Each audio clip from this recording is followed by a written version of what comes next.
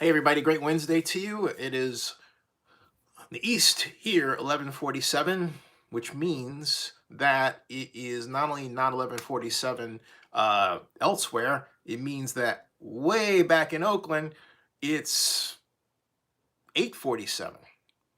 Boy, how about that? 3 hours. It's amazing how 3 hours in terms of numbers can sound like it's so far apart, like, 11:47, 8:47, or almost midnight and almost 9, right? Anyway, a number of you, thank you very much, have requested that I break down the 35-page City of Oakland 14 attorney, including James Quinn of Bergen Entropy, response to the Oakland Raiders slash NFL response, second response to the City of Oakland's first response to the Raiders' motion to dismiss in this entire pre-trial process that I call the motion to dismiss phase, because that's what we're talking about. Welcome to Zenny62 on YouTube. If you haven't subscribed before, please do so. Now, I am wanting to start off with this. First of all, the text of what I'm about to say is below, but I'm not going to read it because I want to concentrate on explaining it in a way that you can understand it. Maybe you could even explain it to your 5-year-old, right? If I had a 5-year-old, this is how I would try to explain to my 5-year-old. But then at the same time, maybe kind of tease them a little bit with jargon, a little bit of jargon, so they can say, "Daddy, what's that mean?" And I can have this great conversation, right? But I digress.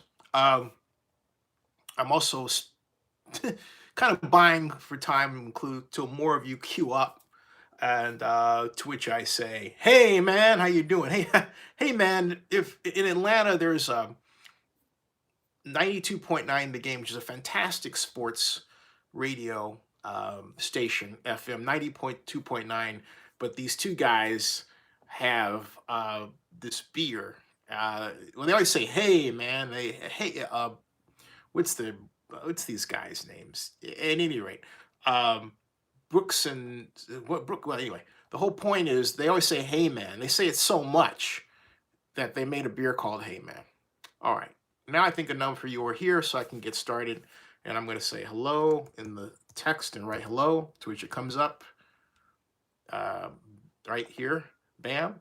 And Donis asked if is it on the web. Actually, Donis, I did put it on the web. It is right here.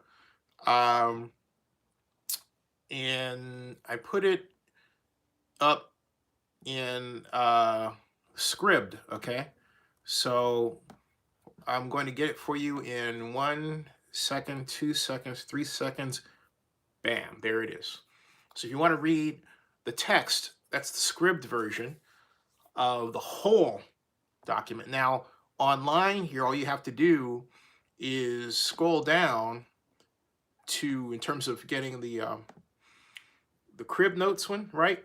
All you have to do is, "Hey, how you doing?" All you have to do is scroll down here. This is my notes version, all right? Okay? So you've got the short version here, all right? And yeah, I think the Raiders could still make the playoffs, but the Raiders, if you listen to Coach Gruden, he's not putting out this tone like he thinks he can make it, right? Okay? Gee, I don't know when I'm coming back to Oakland, okay?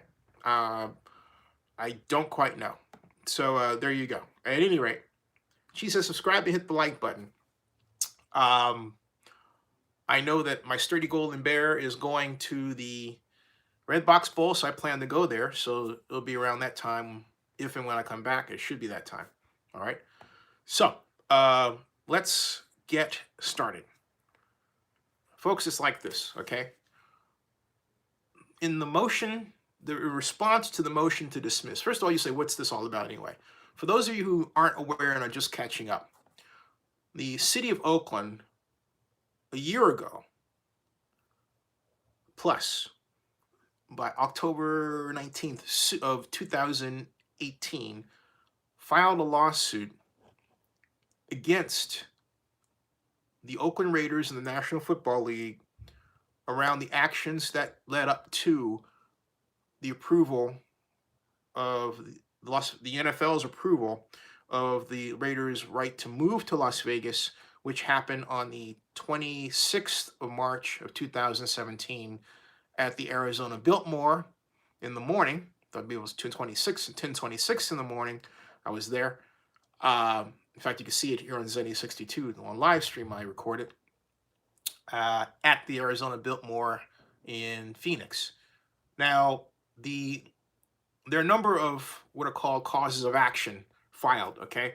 But the two most notable ones are violation of key antitrust laws and also pure and simple failure to act in good faith. So the lawsuit in its entirety rests primarily on those two arguments.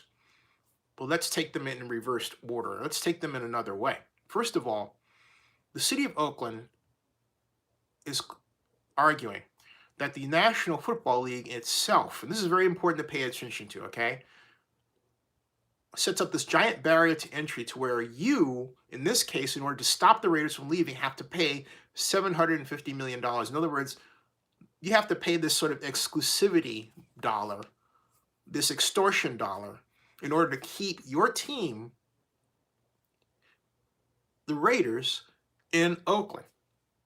And the City of Oakland's argument is that that very fact violates the NFL's own relocation policies, which, if you read them, are supposed to help the host cities and were ostensibly drawn up with the approval of the mayors of the host cities during the mayor's conference.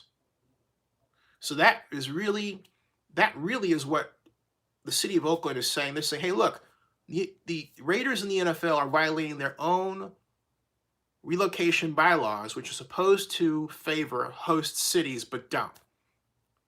Now, the Raiders' response to all of this is clever, but again, as I've said before, it assumes that Judge Joseph Sparrow is really stupid and has no knowledge of the NFL or sports or how anything works. I mean, really, it is written that way because I'm not being jocular when I say this, okay? I'm being really factually honest. You can read it right there, and you can read what the Raiders and the NFL have submitted yourself. And if something you don't understand, just give me a shout. But the whole point is, all this is done by the Raiders and the NFL in order to make the argument that the City of Oakland has what's called standing to file a lawsuit, okay? The only way they can make that argument is this way, by saying, hey, at any time, the City of Oakland can deal with any NFL team and have that team move to Oakland. And the way they write it, and they all but say this, it has no requirement of legal approval, which you know isn't true, okay? And doesn't have a barrier to entry, which you know doesn't fly, all right? So let's play with this for a second in our mutual heads, okay? In a perfect world, intellectually, to accept what the City of Oakland is fighting, what the Oakland Raiders and the NFL are selling, all right? In order for that, what they're selling to work, for you to buy it, it would mean that at any time, let's say a tech billionaire could come along and say, I want this brand new NFL team that I've concocted to be in the Coliseum right now.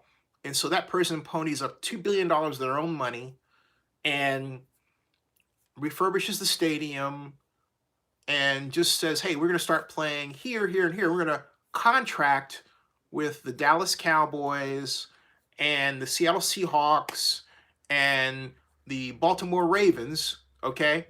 Hold on a second, Donis. And the Baltimore Ravens, okay? And they can play, all right? That's the idea that the Raiders NFL argument sets up in their attempt to dismiss the lawsuit. That's what they put out there, okay?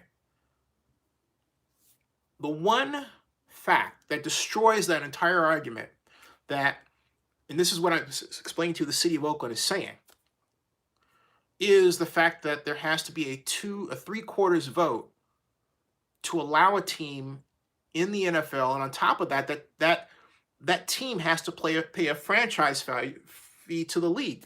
In the case of the Houston Texans and Bob McNair, that franchise fee was $750 million. And no, there's no correlation between the $750 million subsidy that the Raiders asked for and what Bob McNair coughed up to make the Texans the 32nd NFL franchise located in Houston. And I might add, beating out famed Hollywood agent Michael Ovitz for the effort. Ovitz was trying to establish a expansion franchise, but the best he could do in terms of matching McNair was to cough up $550 million. So McNair beat him by $200 million. And it was reported that Ovitz cried for 3 hours. I'm acquainted with Michael Ovitz. It's been a long time. That's another story. But my point is, Ovitz made a play. He didn't have enough money. But again, in all of what I'm just told you right there, what is that?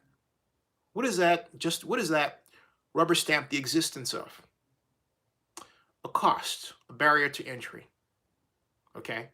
And it's the City of Oakland, James Quinn, and the rest of the 12 other lawyers' argument that existence, so that barrier to entry, that cost, and the 3/4 vote sets that is established by this club, this exclusive club, creates this place that you can only be a part of if you pay a high dollar amount. And if you're a city, you're being forced to pay that high dollar amount, which in turn enriches them. Okay? The second part of their argument is, hey, you know what? This is the antitrust side. That alone, right there, says, hey, okay, we control this. We control who you play. We control the schedule. What I just said to you right there, and hold on with me, okay, completely obliterates, or should obliterate, unless, Sparrow had a few toots. You never know. And I'm not only half kidding, okay?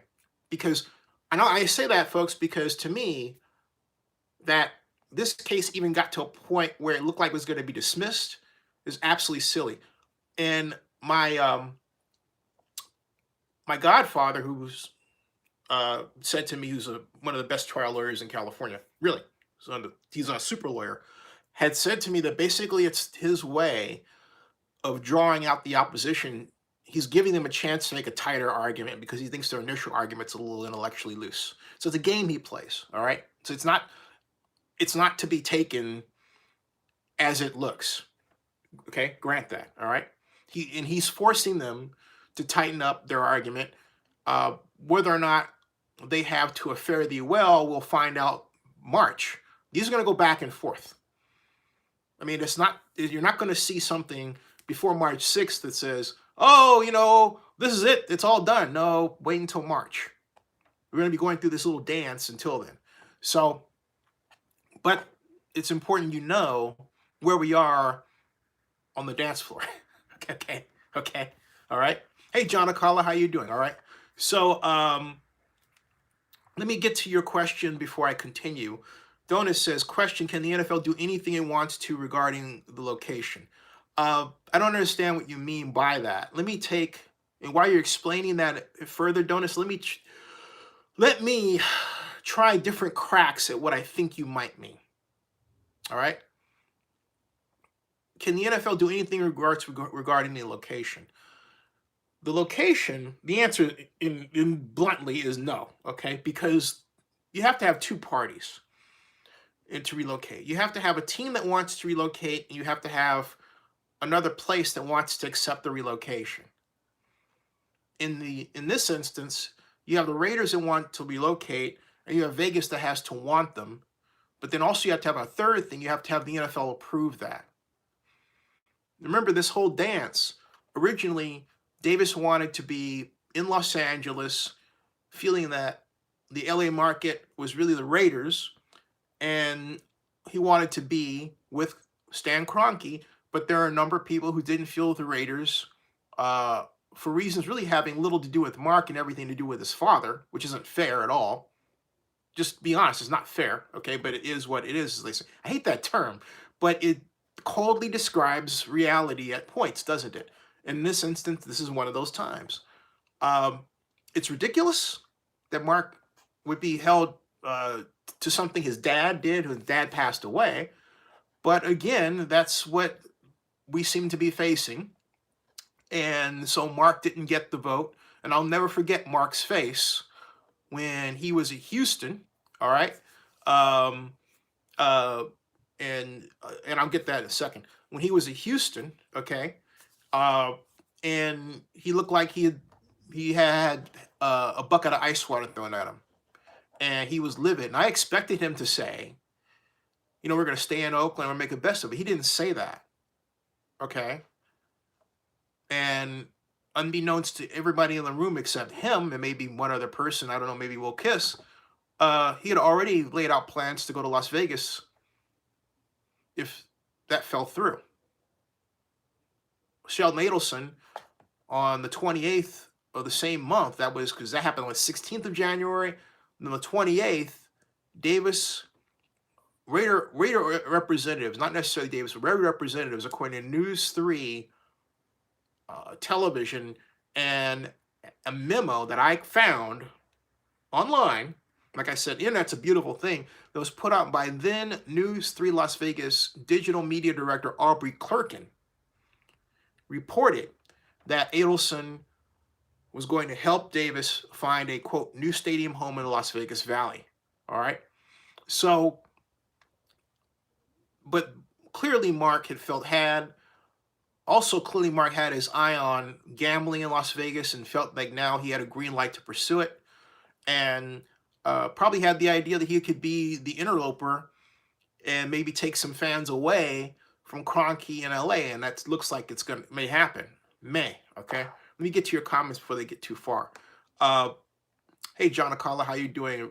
Raider Lando says, word was Al really like Las Vegas? Well, I mean, look, saying that somebody likes a city is vastly different than saying that they like them to relocate their team there. Okay? I'm going to tell you something. We have no idea. I don't care what anyone says. We have no idea what Mr. Davis would have wanted were he still alive. Okay? None. Would he have done this? I doubt it. Because unlike Mark, his father had already went through the pain. You know that saying, once bitten, twice shy, right? His father had already went through the pain of relocating the Raiders to LA, expecting, big outcome, big results, not getting them, either on or off the field, but then turning around and basically breaking tail and running back to Oakland. So why would he turn around and do the same doggone thing a second time? The similarities between these two moves are remarkable. You have, first of all, this idea in the 82 parlance that the Raiders could take advantage of pay-per-view. Remember the whole thing? Well, how could you remember? Because a lot of you weren't alive then, or you were young. Pay-per-view was the big thing, what we now call cable television. That was in its infancy. It was just coming. This was 79, as you know. ESPN was born in 1984, and then between 1987 and 1997, something called sports rights fees and their values went like that, okay? And after the home run chase, starting in 94 with respect to baseball, it caused sports rights fees or contributed to them spiraling to levels unseen before. And you would say, Zenny, what do you mean by a sports rights fee? I mean the fee that a corporation pays to put their name on a sports property, a stadium, jerseys, anything related to a sports organization or league. That's what I'm talking about, a sports rights fee. Okay. But back then in LA, Davis wanted to take advantage of the pay-per-view rights for the Raiders in LA, but that didn't materialize. Think about fast forward to what we're talking about right now. It's the same thing, only bigger. Replace pay-per-view, right, with sports gambling, okay? Replace LA with Las Vegas, all right? Both new stadiums, and in the case, some interesting examples even with the stadiums, all right? Mike Lowry says, Bailey, John Acala says, Al would not have relocated Raiders to Vegas. I actually agree with you there. Bailey Paul says, maybe Chargers could move to Oakland. Would that work? And then Bailey Paul follows up with, I wish Oakland could keep their team. They deserve it. I personally think a Chargers move to Oakland would work beyond measure. They could rebrand them. They have the right colors, blue and gold. And I don't think Oakland Chargers would fly, but Oakland Invaders, the resurrection of the brand that was the old USFL team, right, was a great possibility. And they could even piggyback and maybe join up with the Oakland Panthers, the indoor football league team that's slated to start playing at the Coliseum in March of next year, okay? So, which I think is quite exciting. So there are a number of possibilities there, but I think what has to be worked out is a number of cost issues. The gate to properly do a stadium in Oakland is sky high. It's even higher now than it was in 2017 because of the cost of living in Oakland. You've got now the Oracle World leaving San Francisco for Las Vegas because of the cost issues. We need to bring back redevelopment in Oakland, which would give cities the power to use their property tax revenues to reduce costs. But that's another longer conversation, another time. Back to your comments in the main focus here. And Mike Lowry says, Rams owner Stan Kroenke didn't want to get outshined in his own stadium, compete with the Raiders. That's why he chose the Chargers. He couldn't take his billionaire friends clowning him with ego. Candy Girl says, what if Oakland wins the name and colors from the Raiders and Chargers rebrand under it? Well, Candy Girl, here's the problem with that, okay? And I know a number of people have this sort of dream of that happening, but what you have to understand is this. The lawsuit is about asking for damages. So first you have to get, and that's what I'm saying, you have to understand the techniques of the lawsuit to even get there. This lawsuit is not about asking for the name and the colors. If it were, there would have been a motion to dismiss that would have been truly very successful. I don't care how much you yell, scream, pound, cry, whatever, okay? I don't care what you say. I don't care what you do. That argument is not flying. The only hope you have is to win the lawsuit. And that's why I tried to explain, I just gave up to those who are pushing it. I said, look, why not use the media capabilities that you have to consistently hammer home why the relocation itself is wrong, what the techniques are, what the history is. Be detailed and intelligent in your presentation and not emotional and unintelligent. The people pushing this went for the emotional and the unintelligent. The in your face, there's, us versus you, I hate you, all this sort of thing that at the end of the day, no adult really wants to be a part of, and they're only going to reduce it to white noise, and they're going to let those persons talk, which is fine, but the law is going to go in a different direction. The simple fact of the matter is that this has nothing to do with it. If you read the case, read the law, it's all there. I think they're in black and white. It's long. It takes study. You can do it, okay? Hey, Sean, how you doing? But the bottom line is this. At the end of the day, it seeks damages. Now, what those damages could come to, that is where you start talking about, well, hey, the name and colors look pretty good. If the damage award gets to the several billions, and that's a huge if, That's a gigantic if. Now, could that happen? I think it could. Okay? I'll tell you straight out, I think it could. But it depends on this judge. And that's why, I hear you, Candy Girl. And that's why I keep saying, to the folks out there that are pushing this whole name and color stuff, forget that for a moment. Why don't you educate the public? Because what you want to have is a scenario where the judge walks into a party during Christmas with somebody that the judge doesn't know. You know how Christmas parties are, right? And then that person says, hey, you know what? I heard from another person that, the city of Oakland was fooled into this whole thing by the Raiders, and the Raiders didn't follow, and they didn't do this, and they didn't tell the truth here and everything. That's substantive. No, that has nothing to do with name and colors, and everything to do with how we got here, the history, and where a lot of Raider fans online do a disservice is not who really want this to happen, is not educating the public. Instead, it's like name and colors, name and colors. That's taking the cart before the horse. Do some real thinking, because a lot of these folks are smart. All right? They're smart. I mean, when they put their brains to it, they can. It's just putting their brains to it. That's all. These people are whipper smart. So I'm not accepting that. They can do it. Because if they did, I tell you, this stuff would turn around like that. Okay?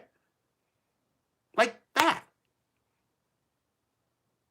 But instead, what they've done is they opted for, well, I'm going to badmouth Zinni, I'm going to do this, I'm going to do that. And, that doesn't do anybody any good, because I know I am going to educate you on the wrongs that have been done to the city of Oakland, even if the city of Oakland itself is not doing it adequately as it should. The city of Oakland spends more time attacking people like my friend Phil Tagami, in spite of all the good that he does, because they got money, the city of Oakland attorney did, from Tom Steyer and all these environmentalist people, to march their own tune without thinking about, well, gee, the bulk terminal is supposed to actually create jobs and also be low emission, right? And all that stuff, okay? I know I'm getting off the track for a little bit, but I'm a little pissed off about that, so I don't mind saying it.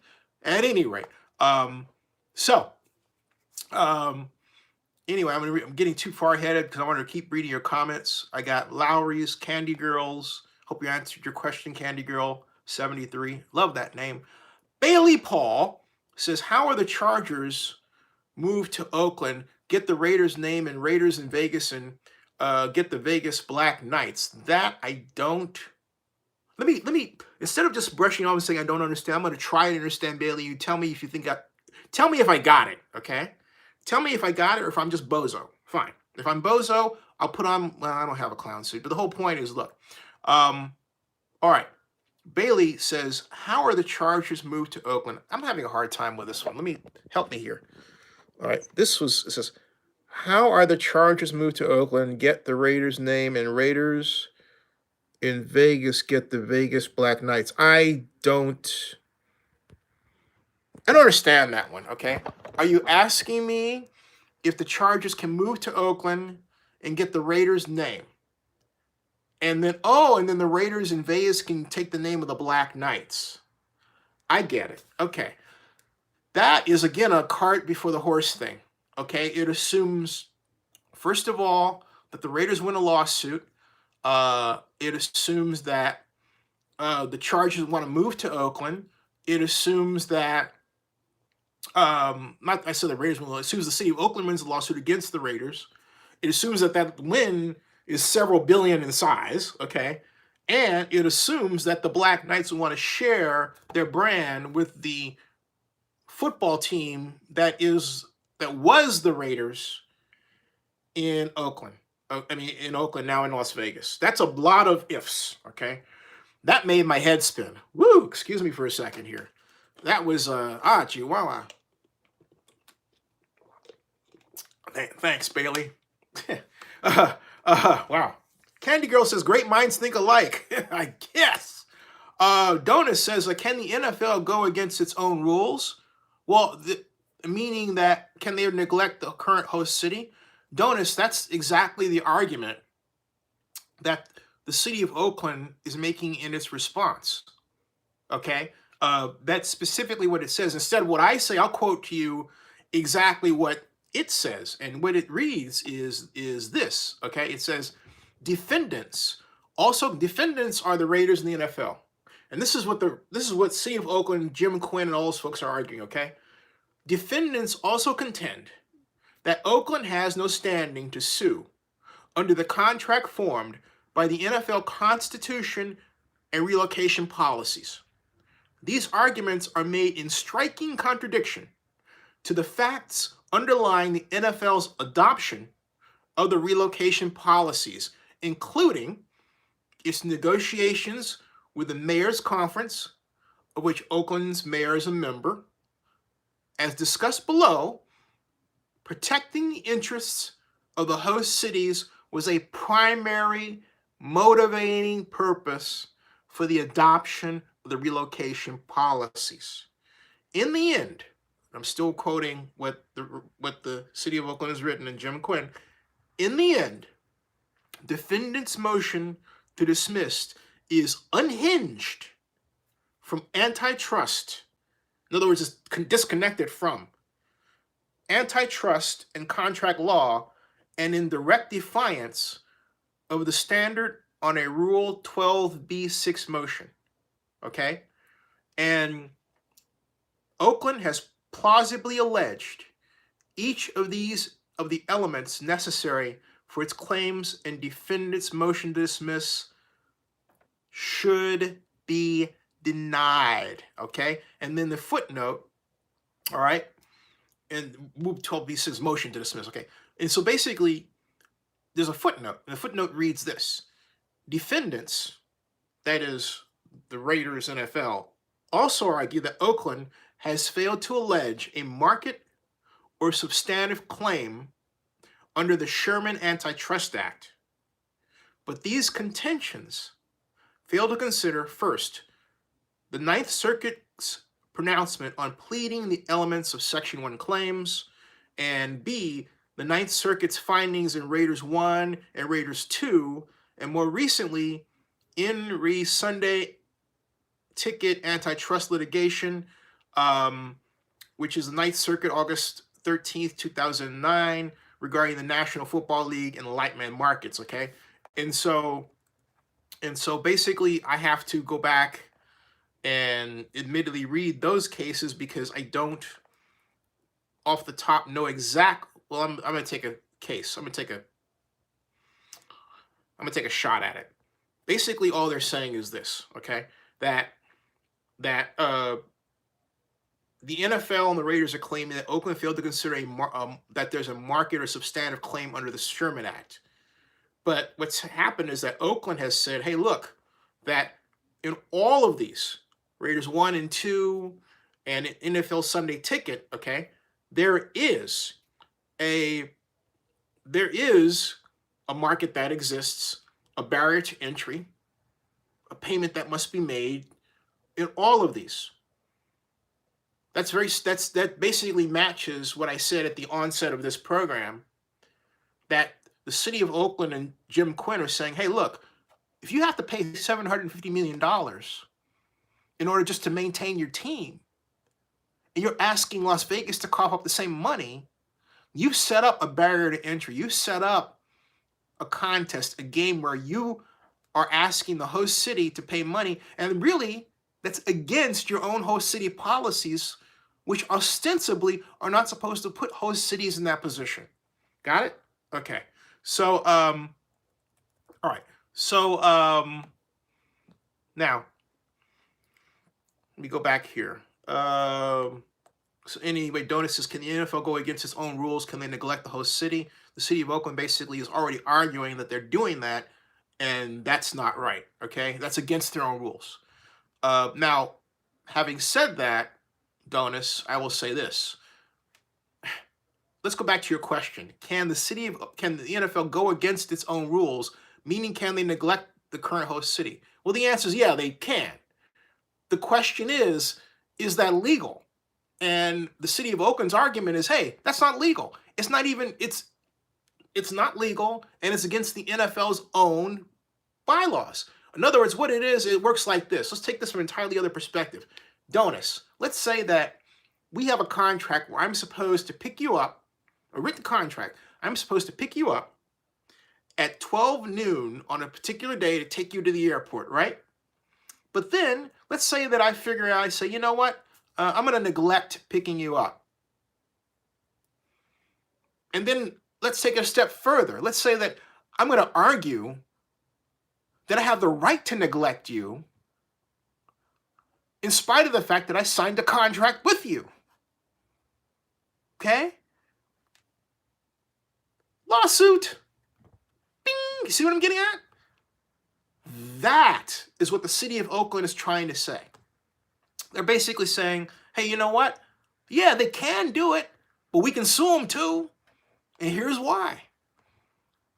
It's called, okay? It's called, what did I do? Lack of good faith bargaining, right? You and I had an in writing good faith. You trusted me to be there, but then I decided I'm going to blow you off, which makes me a jerk. Just does, okay? That's where it is. That's the way it is. All right, so Bradley Paul adds, or could a lawsuit result in Vegas getting an expansion team, Raiders stay in Oakland, win-win? That, in order for that to occur, there would have to be a party. Let's say that in order to make your idea work, let's say that the Fertitas brothers, which just built a training facility for UNLV, said, oh, hey, you know what? We'll pay what I estimate is going to be a $1 billion franchise fee for a new expansion team in Vegas. Okay? Now, there are two things going on here. If that happens, it would mean the Raiders, by court order, would stay put. And the way this is designed, I can't see that happening. Now, the question is, can damages be so large that it causes an expansion team in Oakland? That's more likely. The problem that you have standing in the way of an outcome where the Raiders would stay in Oakland are the covenants that have been signed that caused the construction of Las Vegas Stadium, which counts on the Raiders being there. And to have somebody pay to have a team already there would seem like an unnecessary additional payment to add that really, from a court dynamics perspective, should be something that the NFL itself winds up paying for if they lose the lawsuit. If they lose the lawsuit and the damage amount becomes high, there are a number of scenarios that could take place, all right? But the most likely one has the Raiders staying in Las Vegas, damages being paid to Oakland, and then part of that used to now this was where the break comes, because we don't know what the city's going to do with the money. You'd like to see the city redevelop the Coliseum. You'd like to see the city focus on developing a healthy sports nexus to take advantage of the new sports money that's flying around. It's going to be flying around. It'll be retarded a little bit, and we head to this, slight economic slowdown, which I don't think is going to last long at all. Because the minute you start pumping dollars into it via government subsidy, it's going to go explode again.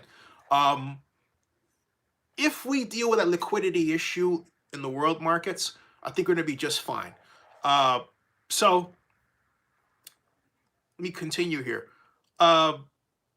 Hey, Sean Watson, how you doing? Candy Girl says, yes, that's what I meant. Bradley Paul says, I think a settlement could be a win-win. He says, Raiders stay in Vegas, get an expansion team. Everyone could be, and I save some money. I agree with you. Sean Watson says, thanks for telling the truth. Thank you. Bradley Paul says, yes. Bradley Paul says, I was thinking settle saves money. Mike Lowry says, hey, when is Joe Lacob going to fork over $40 million? Don't know. I think, you know, I think the only way that Mike Lowry, my suggestion is if you want him to fork over 40 million, this is what I suggest be done. This is off the top of my head, but I'm certain it would work. You have take the matter to one of the assembly people like Buffy Wicks, my friend. All right. This is in the area of changing laws. So listen up. Because a lot of you out there have this unfortunate idea that you're locked into a society because of the laws, as opposed to changing the laws. Okay? Go to her and then draft this idea for a bill that calls for any organization that fails to pay an obligation, any sports organization, let's make it firm, any sports organization that fails to pay a monetary obligation to a city, a county, or special district, okay? All right? Anyone, any city that does that, you could do this by initiative, okay? You could do this by initiative. Any city that does that, or any organization that does that to a city, a county, a special district, unincorporated area, could be subject to a criminal misdemeanor. All right? Criminal. So in other words, you make it a crime. That's the way you put that stuff to an end. And you make it retroactive. So if you can either get, meet with Assembly Person Wicks, who I think would listen to the idea it would be a landmark law. It would be a landmark law, okay? If you get the Assembly Member Wicks to listen to the idea, or Assemblyman Bonta, Rob Bonta, they're both in our area. These are folks that you should know. They're in Oakland, okay? Or Phil Ting in San Francisco, right? And then talk to Mayor Schaaf. Close the political loops. Don't tell me about how you feel about people. This is about getting things done. This is transactional stuff here. All right, so I don't want to hear these juvenile things about, I don't like this person. That's for 4-year-olds. This is 40-year-old stuff, okay? You want to get this done, it can be done. This is the law that has to be put on the books. So if enough people out there put that law on the books, guess what? Lacob ends up coughing up his money. Because if you get the votes, the law winds up, you can say, hey, look, make this retroactive over the past 2 years. Don't. Okay? You want that money from Lacob? That's what you do. That's what you do. Okay? So, reading your comments. Let's see here. Hey, Juan Ramirez, how you doing? Donut says, I see Mike Lowry says, I think the stadium would become a natural Super Bowl site before Vegas gets an expansion team. Yeah. And let's see here. Bradley says, imagine a rivalry, Vegas versus Oakland. That would be great. I agree. Keith Roscoe, how you doing? Roscoe says, sorry I'm late, traveling around the working in Hawaii now. Wait. This is, you know what, folks? This is the sheerest form of punishment. Sorry I'm late, traveling around the work in Hawaii now. Oh, man. Are you in the state or on the Big Island? If you are in the state and you're in Honolulu, does the Surf Rider Hotel still exist? When I was little, I had the greatest hash browns of the Surf Rider. Oh my God, they were incredible. I go back to the original Hawaii 5-0. In fact, I'll tell you a story. This is 1971. We lived at 7908B South Kimbark, only child. And, so the Rider's legit. Yeah, and so anyway, I just got this book called The Art of Walt Disney. It's a big, thick book by Christopher Jinks. And I only read the back part of it because I was only interested in Disney Imagineers and the parks. And it's called The Lessons of the Parks. Great segment. So I'm reading this thing like nobody's business. And, mom's at work. Nobody's around. And all of a sudden, but Hawaii 5-0 is on. And McGarrett, Jack Lord, he goes, Zinni. And I went, what? He goes, I was scared that it's like, what? He's like, Lou Zinni. I was like, oh my God, I couldn't believe that. But at any rate, after that, and about for a good 10 years, we always went to Hawaii. The Surf Fighter was our place to eat. And we would stay at the Princess K across the street. Okay. Gotta go back there again. At any rate, let me get back to this, but I had to share that story. I'll never forget that one.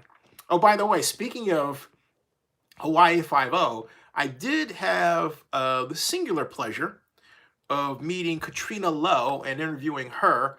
And it said, Zinni, if you go to Oakland News Now and type Katrina Lowe, you can see the interview clip I have from Wizard World in Oakland. Katrina Lowe, if you watch Hawaii Five-0, is one of the current stars on there, current actresses. Incredible person, very nice, just fun stuff. But at any rate, I digress, as I say. All right. Keith, enjoy Hawaii, man. Bradley Paul says, try rivalry Rams versus Vegas versus Oakland or any combination. Ryan Abbott says, does any 62 stop talking about real news? How you doing, Ryan? Keith Roscoe says, what's up, Ryan Abbott? And Keith Roscoe says, you throwing out cuss words, a few messages retracted. Hey, that's automatic, man. Can't do that. The system will get you. Saves me work. Keep it clean. Just take out the cuss words and put it out there. Ryan Abbott says, if California passed sports books and tax increment financing and build it. Yeah. And Ryan, that's a great point. We can do sports books. There's no law that has to be passed. You could be the developer, come up with that, get a financing company behind you, come up with a plan, get the right team. And next thing you know, if you get Coliseum people to approve, okay, you have a sports book at the Coliseum. The Coliseum could be the greatest sports book in the world if the city of Oakland got its butt together, okay? Just saying. And Ryan Abbott says, and building permits would be approved with private financing. You don't want that. Building permits approved with private financing. That sounds like you're basically payola money under the table to get your approvals. That's illegal, okay? Don't say stuff like that. You already have the financing. The financing goes into building it. It doesn't go into you paying to get the approvals. The fees are the fees, all right? So I need to correct you on that. You want to do everything up and straightforward. Keith Roscoe says Surf Rider is legit. Juan Ramirez says Aloha Stadium is getting a facelift. Hotels, restaurants, and shopping. That's smart. You talk about a city and a state that deserve an NFL team. I present to you Honolulu, Hawaii. Bradley Paul says, book 'em Dano. John Carlos says, do the Raiders still have about a 2-month move-in period? Yes. Once the stadium is ready before they can start playing there? Yeah. But the bottom line is the NFL itself has to approve that the stadium is ready for football use. Okay? And you got a huge number of problems with that thing. I still have, by the way, my whistleblower, Las Vegas Stadium workers still contacting me, still sending photos I haven't put up yet. It's not over by any means, folks. And again, this is not anti-stadium. This is pro getting the stadium built right. Because what's happened is you have people who believe in the project who are beaten up psychologically and verbally by others on the job because those persons were concerned about how certain problems were being either not addressed or swept under the rug. Not all the time, but enough for them to want to, out of the blue, come to me. And they're happy with how I handled it. They're happy with the visibility, and they haven't stopped. Okay? So the bottom line is that you've got a stadium with weld problems, bolt problems, a cable net problem, a mainframe that's not done. If you want proof that the mainframe isn't done, all you got to do, and how far they go, all you got to do is look at the back end of the stadium where the curtain wall isn't done. They only show you the I-15 side where we've got all the black coming up, right? and they're part of the Polaris side, but you have two ends that are not done. Okay? There's a lot about that stadium that is on hold, literally. And then on top of that, do you realize that the Raiders very quietly, and the state of Nevada very quietly, increased the public financing give from $750 million, the subsidy, to $780 million. That's right, $780 million. How? Because the Southern Nevada Water Resources Board came that close to approving a $30 million sponsorship for the Raiders Stadium. But a number of opponents, including a Politico, Tick Sagerboom, came along and said, wait a minute, whoa. You're going to spend $30 million on a $2 million stadium to get your name, and no, that doesn't make any sense to me. That's money the Raiders are counting on in their ongoing process toward adding founding partner sponsors.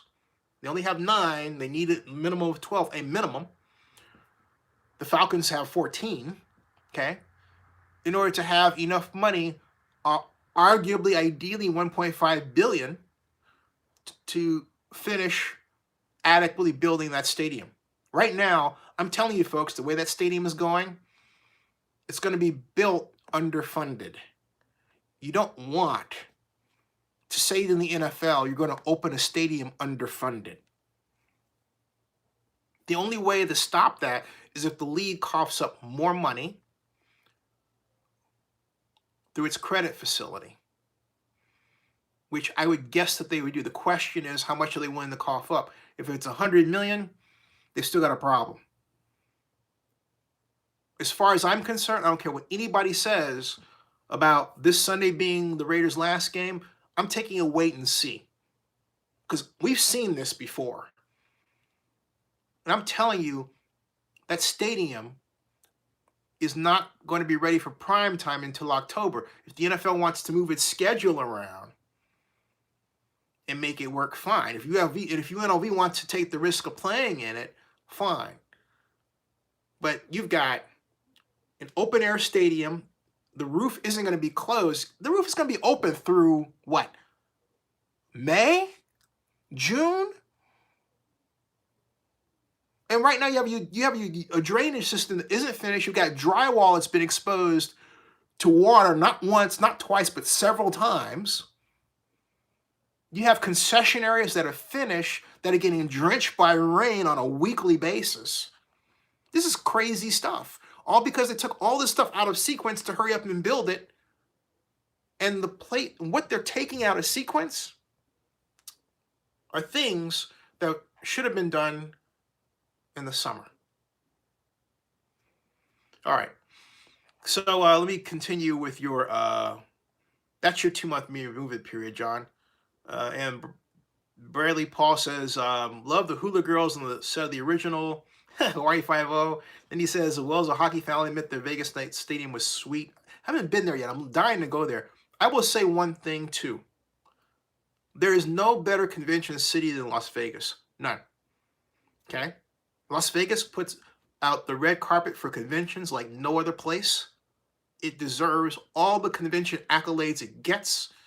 That's the credit primarily of Stephen Hill and a number of other people. And, Ross Rallencaller honestly had some issues with the Las Vegas Convention and Visitors Bureau. But, hey, look, let's give the man his props. He's, he's done the best he could do.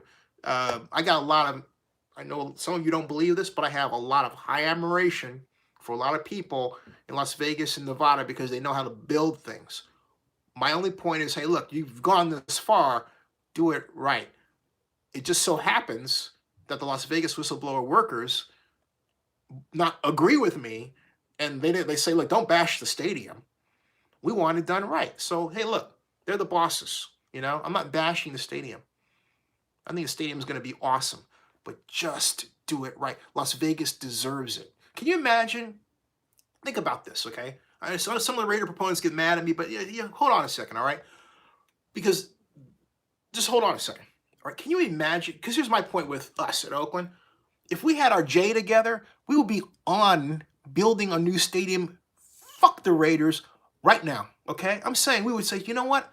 We're going to build a large-scale event center anyway because we're going to shape our economy because we can do it because we're arrogant enough to think that we can do it. We don't have that mojo. Vegas has the mojo. So there's two, I mean, if you understand why I think the way that I do, there's two sides that seemingly to you are opposing, but both exist in my head. The mojo to get it done comes from my urban planning background. That's what Vegas has. But the illegalities and the bad stuff that were done to the city of Oakland on the other. So my point is, if you're gonna screw us that bad, all right, make sure it's with something really, really good. Does that make sense? If you're gonna hurt us that bad, make sure it's with something really, really good. I hope everybody gets what I'm saying now, because a lot of you didn't quite understand. Okay, that's all I'm saying. Ryan Abbott says Kroenke got his stadium approved in LA with city council approval. If you can't determine the torque stress on a bolt, I took metallurgy. It's all different. I was given 3 different hardened steel and I guess he was gonna, okay. Keith Roscoe says, anyways, what are your thoughts about Patriots filling the Bengals sidelines? I'm bitter because of Tuck rule. I think, you know, the whole point is, why would this, what's the Bengals record? Okay. What is it that what would the point have been? Seriously. I mean, my question is this, having not looked at the film, is I want to see if the Patriots have any other tapes of any other teams, if it's a routine thing. Because if it can be proven that it's a standard practice, then that takes away the whole joke about the Bengals record and all that. So as far as I'm concerned, this is more like where there's smoke, maybe there's fire. We need to find out. Welcome to Zenny62, everybody. So at any rate, John Acosta says, I think Raiders are playing Oakland 2020. Too many problems with the stadium. Ryan Abbott says, got O1, which oil hardened, 1A1, which is air hardened, 1 and W1, which is water cooled. The annealing process is all different. I guessed O2, which is a different process. It was meant for Carson. Ryan, I think we have to have a private conversation about that one because you're going into some jargon I want to go into, but then I don't want to lose people. So bear with me, all right? Email me on that one. Joseph Amenduras, how you doing? Hey, emergence, man, right? Yeah. He says, I wonder if Adelson is waiting in the wings trying to take the team away or get a large percentage of the team for additional funding. Wouldn't surprise me if either he or Fertitta brothers are. I feel like Mark Davis is being vultured. I really do.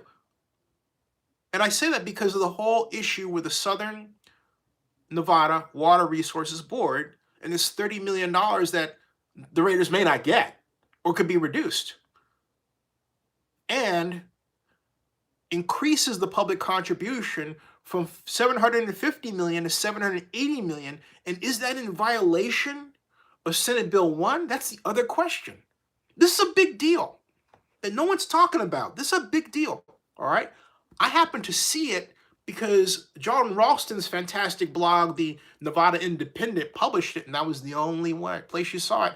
You didn't see it in the Review Journal, and you certainly didn't see it in the Las Vegas Sun. Okay? So, that's a big deal. And a scary deal. Again, I want Vegas to wow us. If you're going to do that, again, 500 dancers, Beyonce having the only stadium residence in the world. Well, not the only one, because I think Taylor Swift had one too. But at any rate, no, she had one. She had one and done. This will be a residency. 500 dancers. That's a city, man. I'd love to see that. Okay? So it is really vitally important to get this thing right. Because if you can imagine the Las Vegas showpersonship mated with a facility of that size, okay? I'm sorry, that just is the way it is, man. Wow. Mind blown, okay? That's the way it should be. Mind blown. All right? So, Ryan Abbott's got that one. Joseph Mendes, I think, got his. Ryan says it does affect it. Look at the fireball, which is Ohio, I think. Okay. Bradley Paul, that's interesting. Bailey Paul, excuse me, says borrow against the back end for more money up front and double the labor to get it on time. Well, but the whole point is when you say borrow, let's think about that. Let's not dismiss that. Borrow against the back end. Borrow from what? You can't borrow from the bond issue. The problem with the revenue coming in for the bond is that it's already underwater. And within about 6 years, it's going to officially touch the general fund unless the tax rate is increased, okay?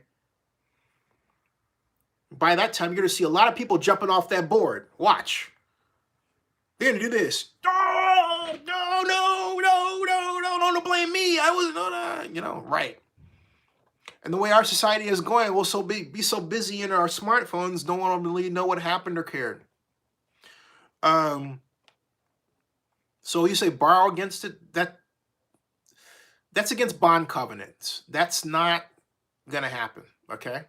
That's not gonna happen. Logan Paul want to stream me, that's great. They didn't even invite me. Did I ever get an email? I totally forgot about the streamies. I put in an email to be nominated for the streamies, but I think I nominated myself. Oh well. I'm not there. I'm with you. Okay. Right Abbott says it does affect the metal. He says the rain and moisture affect the metal. I want to go to the University of Washington to take metallurgy. He went to the University of Washington to take metallurgy, which is the composition of metals. So explain to me, and I'll write an email, how all of this water falling on this metal, which is incomplete in its construction, impacts the ability of that metal to sustain a weight. Just asking. Okay. Bailey Paul says the Golden Knights Vegas Stadium is so state-of-the-art. Roland Dubs says, how you doing, Roland Dubs? Lucky Schmidt says, best Super Bowl ever, Cowboys and Raiders. And Ryan Abbott says, Columbus, Ohio, fireball accident, 19-year-old was going to join the Marines. He died. Video on YouTube. Show it now, please. I can't because it's out of... It's barely within context, Ryan. And if you ask me to show another YouTube video, this video could be flagged for copyright violations with respect to that video. So I'm not going to do that, okay? I'm sorry. A photograph is a different story, but you're asking me to show another video that I do not have the copyright to do, okay? Mariah Abbott says, Anil, all different. That's what I find your email. Okay, cool. Lucky Schmidt says, or any sport. Raider Lando says, I need that Raiders versus 49ers Super Bowl. I'm still bitter on the last Battle of the Bay game. I'm sorry. Hey, I'm bitter that they took away the 49er Raider preseason games, you know? And so I'm really bitter about that, okay? So I think, so getting back to the lawsuit, let me, for those of you who just, chimed in, let me give you the Cliff Notes version. Basically, it's like this. The City of Oakland is claiming, along with Jim Quinn, that the reason why the motion to dismiss should be tossed is because, in reality, there was a barrier to entry payments made to retain the Raiders, and also the fact that there has to be a 3/4 vote by by the NFL to allow a new team to come in or relocation, points to this exclusive market, this barrier to entry that exists, and the costs that are associated with it. That is completely different to the Raiders NFL market, which basically tries to say that this free market exists where the City of Oakland could contract with any NFL team it wants to do business at the Coliseum, which you and I, without a vote. It doesn't mention the NFL vote part, but you and I both know that's not true. But if a judge bought that argument, guess what? The motion to dismiss would have been accepted. But in the right world, which is the world that the city of Oakland is trying to create in this argument, the motion to dismiss should be squashed. That's the latest part of it. That's the basics of it all right? Um, and so Bradley Paul says, but don't analysis fund through banks and stadiums through private owners doing projections and based on advanced funding. So yeah, but Ryan, that's a great point. Let me not trivialize your point here, okay?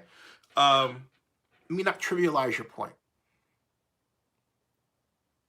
But the question is, where does the money come from? A sponsorship? You say take the money at the back end. That assumes there's money to be taken. But the real problem is that the Raiders are not getting enough sponsorships versus their need. Mark Bedane himself has said they need 12 founding partner sponsorships. Okay? So if you're looking at, let's say we had 12 founding partner sponsorships and each one was 100 million, that'll be 1.2 billion, right? So you've got a varying number of them. Ideally, you want 14 that puts you over a billion. You really want to be at $1.2 billion to $1.5 billion. But from the Raiders' desperate search for money, which has led them to a public agency and not, say, BMW of Las Vegas or something like that, all right? It means two things, both of which are extremely negative. It means that they cannot get money through the private sector markets in Las Vegas to cure that $30 million gap. In other words, it can't get any organization to cough up that money that's private. So it has to reach for a government organization and in the process flirt with violating its own public sector cap spending rule with respect to Senate Bill 1, leading to the question, which someone's going to ask and should be answered, does a sponsorship from a public agency actually count against Senate Bill 1? Does a public, all right, and the answer to me is yeah, it does, on its face. That's a huge issue. That is a gigantic issue that the Raiders and Legends have basically dragged this whole thing into. And it's sad, all right? It really is. You mean there's no tech company you could go to? How are they selling this? How much money are they asking? How are they doing this? It brings up a lot of questions. Now, see, now I'm coming from the standpoint of, hey, you know what? You mean you don't have that sizzle reel that has this animation with Beyonce in it that shows the possibilities and counts up the number of impressions online you're going to get, the number of selfies that are going to be made? I could make an argument. Look, the Raiders hate that I'm talking this way. They should love that I'm talking this way. I'll tell you why. I can walk into a room right now and I could sell their project better than they can. You hear what I'm saying? I can sell Las Vegas Stadium better than the Raiders and Legends can. How about this? This stadium, when it's complete, will be the most selfied stadium in the world. You want your name seen right here on this stadium. You want your name seen right here at this gate. You want your name seen right here in this eye level sign that changes on a regular basis. That will attract, between persons and vehicles, 93,000 views within a 24-hour period. You hear what I'm getting at? Okay? That is how you sell with numbers and pictures and animation. How are they doing this? I hope it's not just Jerry Jones walking in a room and talking, because as impressive as that is, it only works to a certain point. I've seen some of their presentations. Some of them are okay. But I haven't seen the one that I want to see that makes me go, whoa, man. The whoa, man comes in my head when I see that thing being built. And I'm saying, this has got a lot of possibilities, especially in Las Vegas. I'll tell you who made a statement that had the greatest impression on me. It actually was Mark Davis when I was at the Raiders sponsor party at CES 2019.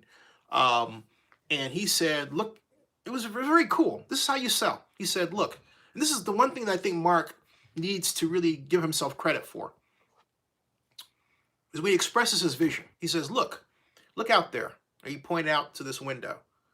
Skyfall Lounge, Delano Hotel, okay? He says, you see all those signs? That's activation. That's what we want out there, activation. What he means is he wants the Raiders' name out there on that.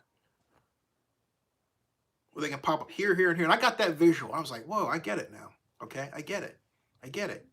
But see, that kind of explanation, it has to be contentified. It has to be put in a content.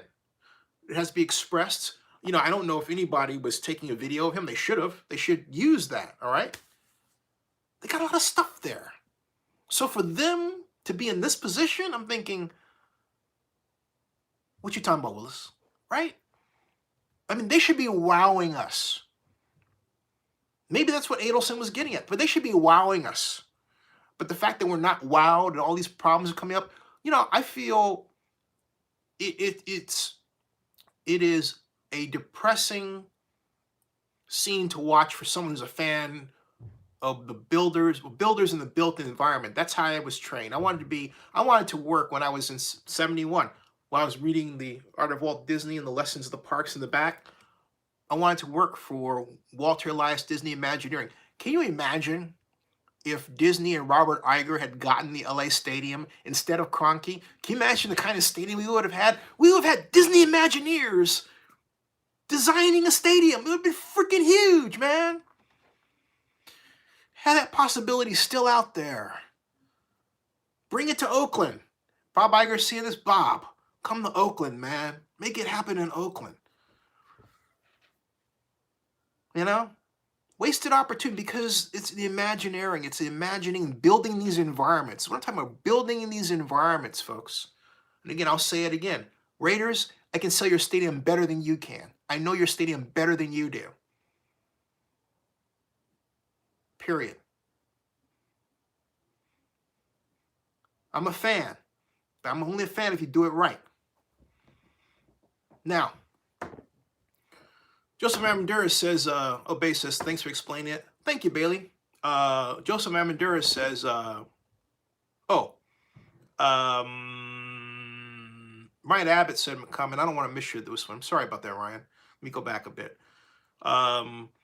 Let's see here. Oh, Bailey Paul says, that's what I mean by back end, because projection-wise, they have the money to double labor, right? Projection-wise, no, they don't. And that's what I'm getting at. Your assumption assumes that the money is out there to be had, but the simple fact that the Raiders went to the Southern Nevada Water Resources Board means that the money is not out there to be had. Why? Are they asking too much? Are they not making the right presentation, as I alluded to a little bit before? You know, who really, I mean, somebody knows, okay? They're not saying, but somebody knows. I hear rumblings around town. But my point is, the money isn't just sitting there.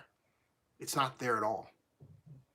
And even the Raiders' own documents, if you read the monthly stadium, go back to the lvstadiumauthority.org and read the Las Vegas Stadium Authority's website and read the monthly reports. And they will tell you, like for the agendas, and they will tell you that each time they get money from sponsorships, they basically are taking that money, that pledge, they're saying, okay, that goes here, they're marking it into their total revenue they've got.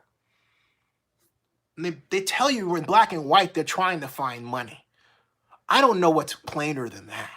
It's right there in black and white. So, Joseph Amador says, I posed a question yesterday about the public agency.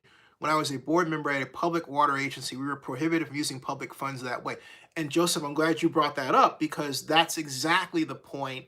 They're not necessarily prohibited, but it's the intent that a number of people are questioning. As I was joking about the other day, can you imagine using the urinal, right? And you've got a Las Vegas showgirl talking to you about saving water. Whoosh, okay? So here we are, okay? Joseph Ramirez says, the most expensive leased stadium built, not owned by the team owner. Yep, that's right. Not owned. But see, I'm glad you said that, Ramirez, because I remember a conversation I had with then NFL Executive Vice President in charge of business affairs, Eric Grubman, at the Houston Fall NFL Owners Meeting. And Eric said, as I asked Eric, I said, wait a minute, hey, Eric, I said, help me with this. In Oakland, the Raiders say they want to own their stadium. But in Vegas, they're not going to wind up owning their stadium. And he said, well, wait a minute. What's the real difference if I have revenue pledged to me? Isn't that the same? And I started to respond. I said, I see what you mean. But when I started thinking about it after he walked off briskly, my thought was, no, because the increasing value of the stadium itself, even though the stadium value, well, the increasing value of the stadium itself can extend beyond its own revenue. The revenue that's pledged to the team only helps the team's franchise value, period. But if the team owns the stadium, and then you start getting into questions about, well, how much is this thing going to cost to replace if it's new?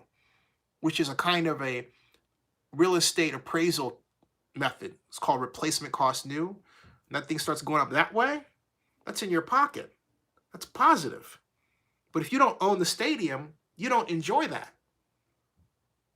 See, the A's will own their stadium in Oakland. So the property taxes they pay will go to the city or the redevelopment agency, the industrial development agency, which would be very powerful. See? When the Raiders get wind of what the A's really are getting, and not what they're whining about, the Raiders are going to go apeshit. And they're going to wonder why they didn't get that. And then they would have to look at how they treated the city of Oakland and the opportunity that was lost by their own behavior, and the NFL's as well. But see, the NFL basically was being carried along for the ride by the Raiders. The NFL itself didn't agree with the Raiders' behavior. But the NFL can't come out and say that. I can. I know for a fact they didn't like the way the Raiders were handling it. I know for a fact the NFL would have loved to develop the stadium and the grounds there.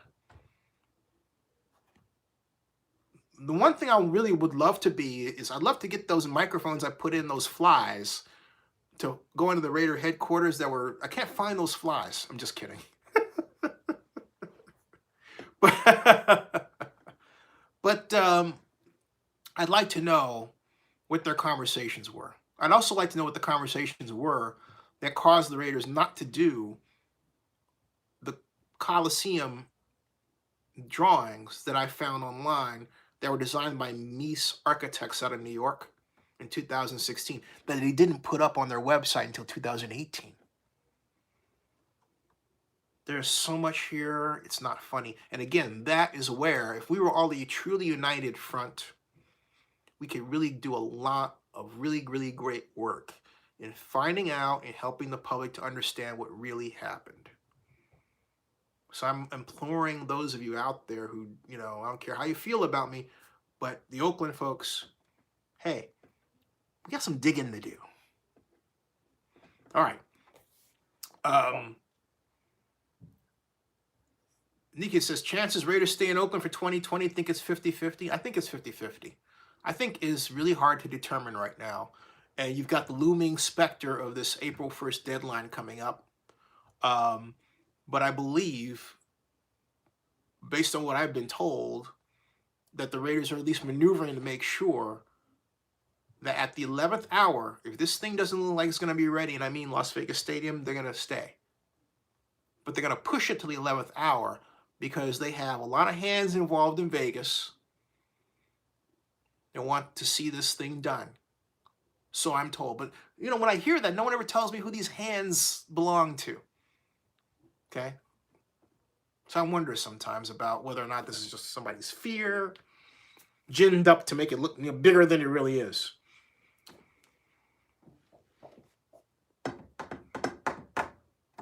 Eric Young, how you doing? Eric says they can do all that in Oakland. Yep.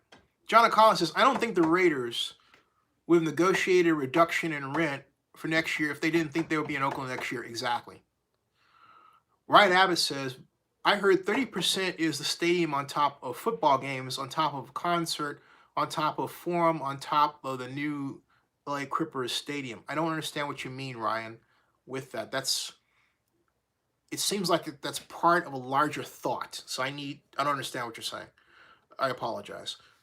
Bradley Paul says, I'm glad you explained it with public funding and all the rules. I trust your knowledge on this. Thanks. No, but ask. You want me to see me draw a chart out or something? I can do that. Basically, it's a funding layer cake, okay? For the stadium itself, you have the $750 million in funding that comes from the bond issue, okay? You have ideally $1.4 billion that should come from sponsorship. You've got $200 million from the NFL, and what was supposed to be $250 million from PSLs. All right. And so there's your funding layer cake. $750 million from the bond issue, which has to be paid back by the hotel bonds, hotel tax, right? Okay. You've got the $600 million credit facility from Bank of America, just $600 million, not $850 million, just $600 million. You've got the $200 million from the NFL, and you have the $250 million from the PSL, which is actually more than that. And you've got what should be $1.4 billion from the sponsorships. Okay? So there's your stadium layer cake. Now, some of you say, well, you didn't mention the luxury boxes and all that. The luxury boxes are the PSLs. That's that part. But the ticket part is for the Raiders. And the suites are for the Raiders. The Raiders, to me, don't have enough suites. They should, this is really where I think the major screw up was in. They could have gotten away, I think, with 200 suites. And I'm not saying that based on the market performance now. I'm saying that they should have penciled that out, the plan for that, but then design the stadium so that those suites could be designed as super suites. In other words, instead of having, one suite that's divided from the other, you could simply break out a wall, right? Open up the doors, and then you've got a super suite. Okay? You just sell the super suite like a mini club, all right? But that kind of flexibility would have allowed them to deal with market changes. And then when it looked like, hey, you know what, we're going to have more buyers, guess what? You close those walls, boom, boom, boom, boom. You got more stadium luxury suites, okay? And for those of you saying, well, how do we handle the PSLs in that? Well, the PSL costs would be the same. Well, no, okay, you lower the PSL costs if you're subdividing them. So you have one package, and you do it on an iterative basis. If you know your demand's going to be pretty good, and you're calculating this, you have a sliding scale, and you're adjusting the availability based on the slide. Okay? You're adjusting it for the market in real time, right? So you're saying, all right, I've got 8 suites. I only have a demand for 4. So you're saying, oh, wow, okay, fine. I'll have 5, and I'll have this one larger to fill up the room, right? But then the market improves, guess what? The 5 becomes 7 or 8. You divide it. So you have a total, you can have ideally a total of 9, but you can reduce the number based on demand and then have a super suite here. That'd be pretty cool. Like a party suite, That'd be pretty cool. A little less per person, that sort of thing. Somebody who wants to get married during a game. Something like that, all right? Okay. Candy Girl says, if this is the last season, the Raiders sure haven't said farewell. That's great to all the dedicated fans. Yeah. 32 Assassin, how you doing? 32 Assassin says, absolute slap in the face, Candy. Ryan Abbott says, Kroenke bought 360 acres from Hollywood Park Racetrack, new stadium next to the Forum, next to new offices, next to new LA Clippers arena, next to shopping and retail. Right. Well, that's all part of one unit. Beautiful thing. That's all his. Juan Ramirez says, do you see the value increase in Oakland as it has its hands down the best transportation system in place to the Coliseum and actual land in the Bay Area for NFL football? Yeah, it's very valuable to begin with. The value hasn't diminished. Look, you realize that Oakland has the highest apartment rents in the Bay Area now? I mean, look, gentrification, yes. Okay, expensive, yes. But look, there are a number of forces that are keeping those levels high. Government can step in and help reduce them via redevelopment, tax increment financing. That's where government needs to get its act together. But from an entirely other perspective, you have in Oakland that it's an incredibly hot market. Incredibly hot. Maybe too hot. Maybe it's a bubble. And I say that because I know the apartment that I have never seen this before. There are 3 units that are empty. I'm used to seeing an entirely filled apartment area at Adams Point. And I know that if I'm looking at that, then there are other buildings around Adams Point, which is next to Lake Merritt, that are in the same situation. So folks, I think we could be looking at a bubble in Oakland, but the bottom line is, right now, Oakland is hot. No question about it. So Bradley Paul says, I'm guessing not opening the stadium on time would be a bit of a nightmare for season ticket holders and suites. Yeah, Bradley, I don't think it'll be a nightmare. When they're ready, they're ready. Hey, it's 1:14, and I've got to wake up early, so I'm gonna begin to wind this down, and you pick it up tomorrow. Okay. This has been fantastic, and 32 Assassin says Mark's anger with the stadium situation in the city and the county was misdirected back at fans, documented on several occasions. That's true. You know, Mark, that was not at all Mark's best presentation, to say the least. Right Abbott says, your car was broken into. Imagine developing baseball and indoor outdoor football on the same property with public transportation. Okay. Not following you there. A lot of people's car was then broken into in Oakland. Oh, boy. Smash and grab is not a cool thing, folks. I've experienced it. A number of people have. Not fun. Do not leave anything in your car, period. Nothing. I don't care if it's a baseball. If you're in Oakland or San Francisco, don't do it. If you can leave it undercover, do it. If you can, whatever you do. Car makers should make windows that are unbreakable. You know how some of the cars have the C panels that are this big window? That should be reinforced with kind of a steel membrane in the middle, so that it's harder to break. This stuff is outrageous, man. Ryan Abbott says Ex Machina is a great sci-fi film. I love Ex Machina, man. Great. Dean Williams says Las Vegas Gamblers, perfect name for Mark's team. I love it. All right, folks, I am going to shovel off. Is it shovel? That's a shovel pass. Yeah. More news tomorrow. Thank you for tuning in. I'll continue this discussion about the case and fill in some other matters regarding the stadium. I need to make a couple of phone calls in this regard. And by the way, Scott McKibben is innocent. Don't forget it. Scott McKibben is innocent. The East Bay Times, which used to be the Oakland Tribune, they used to work for Scott McKibben years ago. They're all pissed off because they didn't like the way that he ran it at the time. Low wage, kind of a low wage thing, right? Or whatever. Yeah, it was a wage issue. And they're not telling you about that. Some of the same people are still with them, and they're writing editorials against Scott like, he committed a felony. No, he didn't. Scott McKibben will be exonerated. All right.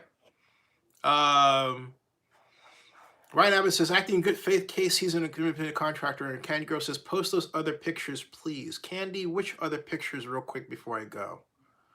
Or someone send me an email asking me to do that. And more about that big announcement I was going to tell you about that I haven't told you about. Oh, the faulty stadium. Thank you. I will. Coming up. Coming up. Coming up. You got it. Thank you. Oh, I wouldn't call it a faulty stadium thing. It's not the whole stadium. It's just some things that need to be addressed, not the whole thing. I don't want to say, oh, the whole thing's out of whack. No, not the whole thing. I'm telling you, do it right. If you do it right, it can be the eighth wonder of the world. Well, actually, that'll be SoFi Stadium. That's the eighth wonder of the world. Care to try for ninth? I'll tell you what the ninth wonder of the world would be. That stadium in Oakland. An entirely redeveloped Oakland Alameda County complex. We need to think big in Oakland. Good night, everybody. I'll see you.